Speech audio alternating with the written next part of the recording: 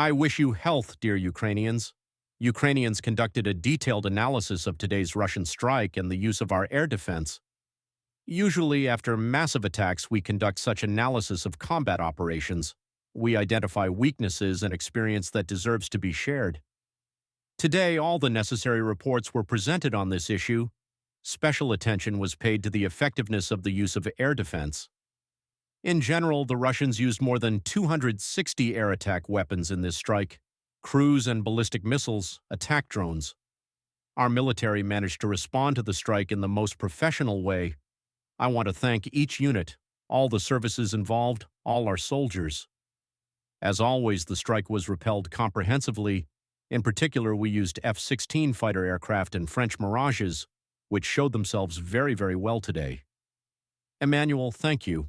I want to note all our fighter pilots, our helicopter pilots of the Defense Forces of Ukraine, our RF units and mobile fire groups of our Army, separately, units of the 160th Odessa Anti-Aircraft Missile Brigade, the 208th Kherson Anti-Aircraft Missile Brigade and the 540th Lviv Anti-Aircraft Missile Brigade. Well done, soldiers.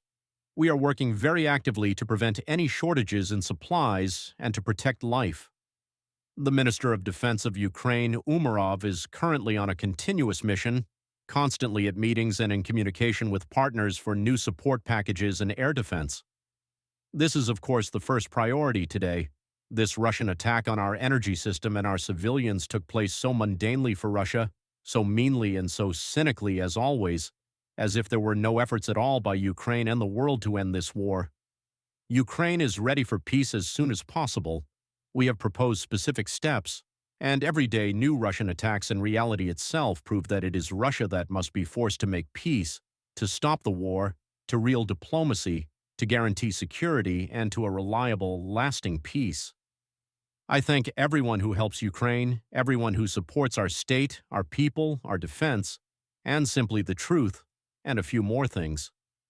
This week, we have significantly increased support in Europe and through the EU and from individual countries, and there is a particularly strong decision from Norway to finance our resilience. The level of announced aid this year has been increased to $7.7 billion, and most of it will be directed to the production of weapons in Ukraine, and this will help a lot.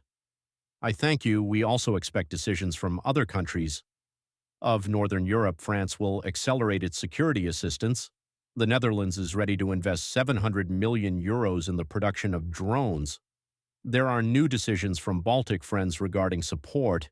There are good security agreements with the President of the EU and the President of the European Commission, von der Leyen.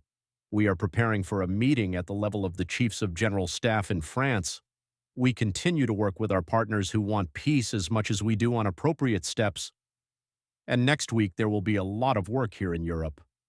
With America in Saudi Arabia, we are preparing a meeting to accelerate peace and make the foundations of security strong today all day. At various levels, the most intensive work with President Trump's team continues for all time, many calls. The topic is clear peace as soon as possible, security as reliable, Ukraine is as constructive as possible. Thank you to everyone who helps us. Glory to Ukraine.